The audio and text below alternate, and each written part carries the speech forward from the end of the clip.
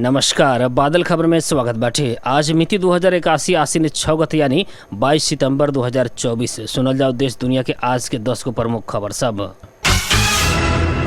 12 में करंट लगा के मारल अवस्था में हाथी मिलल बाटे। कोल्भी नगर पालिका 2 में करीब 15 वर्ष के जंगली हाथी मृत अवस्था में मिलल। कोल्भी के सब डिवीजन बंद कराने के प्रमुख अब्दुल करीम बतैले बानी। स्थानीय रमेश जीसी के धान के खेत में हाथी मृत अवस्था में मिलल रहे। हाथी के घेंट में बिजली के तार लपटाइल अवस्था में रहे। इससे पहले 2080 फागुन में समेत हुए स्थान में करीब 3 वर्ष के पोथी बाघ मृत अवस्था में मिलल रहे। 12 के स्वर्ण गांव पालिका 1 चर मोहना में प्रदेश 20300 3854 नंबर के ट्रैक्टर से लड़ के उहे जगह रहे वाला अजय सिंह के बेटा 4 वर्षीय साजन कुमार सिंह के काल दोपहरिया मृत्यु भइल बाटे। अजय साजन के ट्रैक्टर में बैठा के ईंटा लोड करके एक जगह से दूसर जगह में ले जात बेरिया ट्रैक्टर से लड़ल उनका के ट्रैक्टर के चक्का से खिंचा के घटनास्थल में मृत्यु भइल बाटे। ऐसे ही सप्तारी हनुमान नगर कंकालिनी नगर पालिका 1 स्थित सड़क में 26 प 6401 नंबर के मोटरसाइकिल प्र 10203 ह 3521 नंबर के सिटी रिक्शा में ठक्कर खा के काल दोपहरिया दुर्घटना भइले पर मोटरसाइकिल चलौनिहार उहे नगर पालिका 1 भारदा रहे वाले 21 वर्षीय लक्ष्मण मंडल की मृत्यु भइल बाटे। दुर्घटना में गंभीर घायल भइल उनका के बीबी कोइराला स्वास्थ्य विज्ञान प्रतिष्ठान घोपाधरान में इलाज के क्रम में मृत्यु भइल बाटे। साथ ही दुर्घटना में घायल भइल मोटरसाइकिल में सवार दोसर एक जने सिटी रिक्शा ड्राइवर के भारदा अस्पताल में इलाज चल रहा बाटे। दुर्घटना के संबंध में प्रहरी आवश्यक अनुसंधान शुरू कैले बाटे।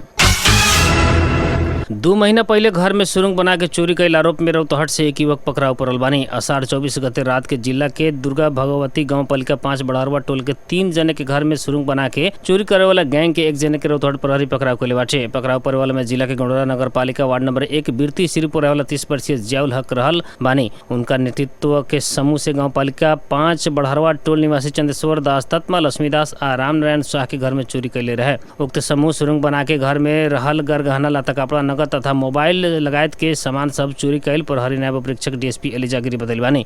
घटना बाद प्रहरी से कल सूक्ष्म अनुसंधान के क्रम में चोरी में जियाउल के संलग्नता भइले मिलला बाद उनका के पकड़ाव कैल गेल प्रहरी के दाबी रहल बाटे। उनका के बड़हरवा पुल नजीक घूमत रहल अवस्था से पकड़ाव कैल डीएसपी गिरी के कहा नाम रहल बाटे। पकड़ाव पड़ल हक ऊपर चोरी संबंधी कसूर में मुद्दा दर्ता करके आवश्यक अनुसंधान प्रक्रिया आगे बढ़ाल गेल बाटे। घटना में संलग्न अन्य के भी खोजी कार्य हो रहल जिला प्रहरी कार्यालय रौतहट जानकारी दिले बा। जिला प्रहरी कार्यालय परसा बीरगंज महानगर पालिका स्थित सिरसिया चौक से 1 करोड़ 42 लाख से ज्यादा मूल्य के हार्डवेयर माल वस्तु लोड कैल ट्रक बरामद कैले बाटे। परसा प्रहरी के अनुसार विशेष सूचना के आधार में आसीन 5 गते ना 5 ख 167 नंबर के माल वस्तु लोड ट्रक के नियंत्रण में लियल गई बाटे। प्रहरी से टेंट से टोप के राखल ट्रक के नियंत्रण में लेवे के क्रम में करीब 1 करोड़ 42 लाख 100792 रुपये बराबर के हार्डवेयर सामग्री रहल पुष्टि भइल बाटे। ट्रक में बिना भंसार जांच कैल गए हार्डवेयर सामग्री रहल कहत प्रहरी विस्तृत अनुसंधान आवश्यक कानूनी कार्रवाई के खातिर राजस्व अनुसंधान कार्यालय पथलैया 12 में बुझावल गइल बाटे। घटना के संबंध में थप अनुसंधान हो रहल बाटे त अवैध सामान ले जाए में संलग्न व्यक्ति सबके कानूनी दायरा में लावे के प्रयास जारी रहल बाटे। धनगढ़ी विमानस्थल में एक जने बेहोश होके मृत्यु भइल बानी। काल सझिया धनगढ़ी से काठमांडू जाए वाला विमान स्थल में बोर्डिंग पास करे के क्रम में बेहोश होके गोदावरी नगर पालिका 2 रहे वाला 50 वर्षीय शेर बहादुर बोहरा की मृत्यु भइल प्रहरी जनैले बाटे। जिला प्रहरी कार्यालय के प्रवक्ता बढ़िया परीक्षक डीएसपी कविंद्र सिंह बोहरा से बेहोश होके गिरल बोहरा के तत्काल माया मेट्रो अस्पताल में पहुंचला पर डॉक्टर लोग मृत्यु घोषणा कैल बतानी। वहाँ के हृदयघात के कारण मृत्यु भइल आशंका कल गेल बाटे। बोहरा के लाश परीक्षण के खातिर सिटी प्रादेशिक अस्पताल में राखल गेल रहे।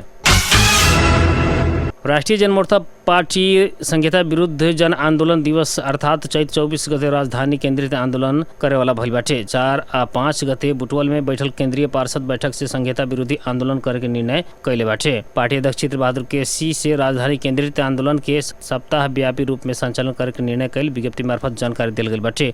उनका अनुसार अगहन महीना भर देशव्यापी रूप में प्रदेश से लेके स्थानीय तह तक बैठक सब कैल जाये। पुष महीना भर देशव्यापी रूप में जिला में राजनीतिक प्रशिक्षण सब संचालन कैल जाए जनमोर्चा जनैले बाटे। माघ 1 गते से फागुन 10 गते तक सदस्यता राष्ट्रीय अभियान संचालन कैल जाए विज्ञप्ति में उल्लेख बाटे।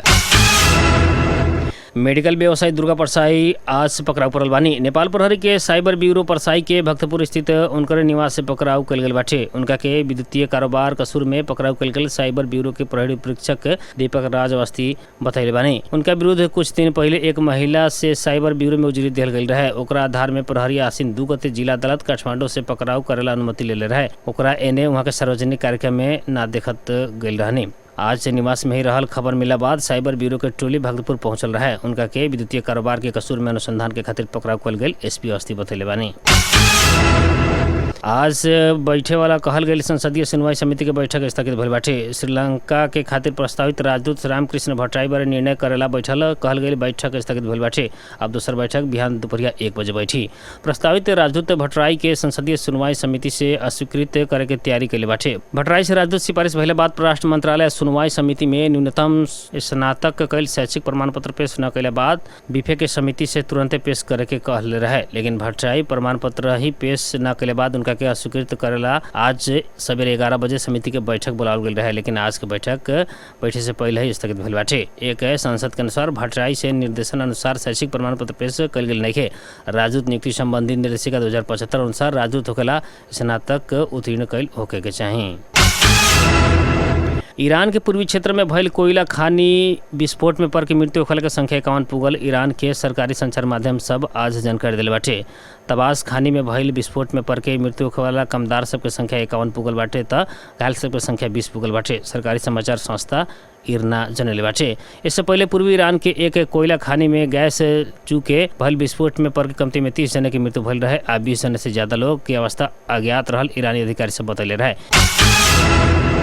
नवंबर 30 से दिसंबर 21 तक त्रिभुवन विश्वविद्यालय क्रिकेट मैदान में होला नेपाल प्रीमियर लीग NPL के अक्सन के खातिर खिलाड़ी सब आपन नाम जौना भी ग्रेड में भी दर्ता करावेला मिली कह के कहल गई बाटे। नेपाल क्रिकेट संघ कैन से आसीन 12 गते तक के समय खिलाड़ी दर्ता के खातिर खुला गई बाटे। खिलाड़ी अपन नाम A, B, C ग्रेड में दर्ता करावे के मिली। C ग्रेड के खिलाड़ी सब के न्यूनतम मूल्य 2 लाख, B के 5 लाख आ A के 10 लाख रुपया तोकल गई बाटे। C ग्रेड के खिलाड़ी उच्चतम 5 लाख, B ग्रेड के 10 लाख आ A ग्रेड के खिलाड़ी 15 लाख तक तोकल गई बाटे। उच्चतम मूल्य में पुगला बाद चिट्ठा से खिलाड़ी छनौट होखी।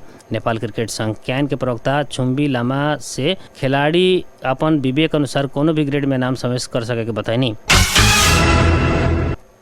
आज के खातिर बादल खबर इतने। फिर बिहान देश दुनिया के मुख्य खबर लेके आबे करम। तब तक विदा दी। नमस्कार।